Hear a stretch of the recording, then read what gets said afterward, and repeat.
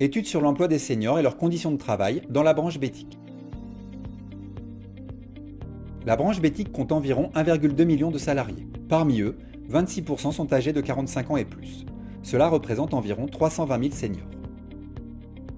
Le nombre de seniors dans la branche s'accroît rapidement, plus 9% par an au cours des 5 dernières années. Et cette tendance est amenée à se poursuivre.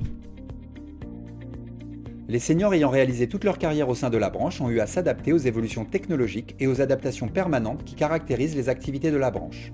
L'âge moyen de départ à la retraite est de 63 ans.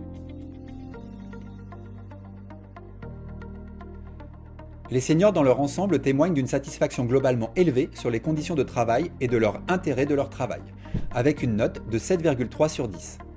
Les seniors satisfaits jugent majoritairement leur mission stimulante, variée, au contact des clients ou partenaires, permettant une grande latitude décisionnelle. La perception de la pénibilité physique et mentale s'accentue au fur et à mesure de l'avancée de la carrière professionnelle. Parmi les facteurs explicatifs d'une moindre satisfaction, deux ressortent particulièrement: le rythme et la charge de travail, les changements organisationnels ou technologiques lorsqu'ils sont mal anticipés ou mal accompagnés. Les seniors envisageant de changer de poste recherchent en priorité à réaliser de nouvelles missions, à acquérir de nouvelles compétences, mais également visent une meilleure rémunération, plus d'autonomie, une plus grande flexibilité dans l'organisation du travail et des horaires, dont le souhait de télétravailler, un meilleur équilibre vie professionnelle, vie personnelle. Les atouts des seniors relevés par les entreprises.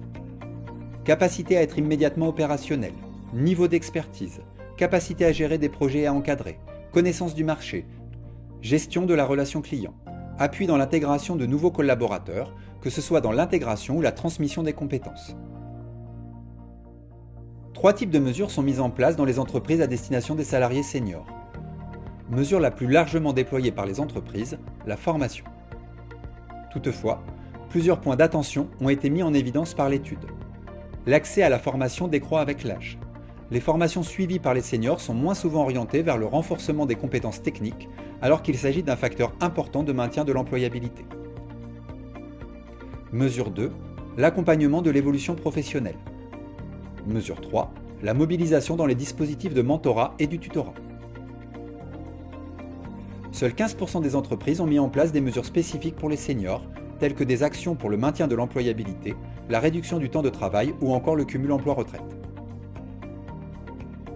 La toute fin de carrière des salariés est une période nécessitant une attention particulière de la part des directions et des DRH.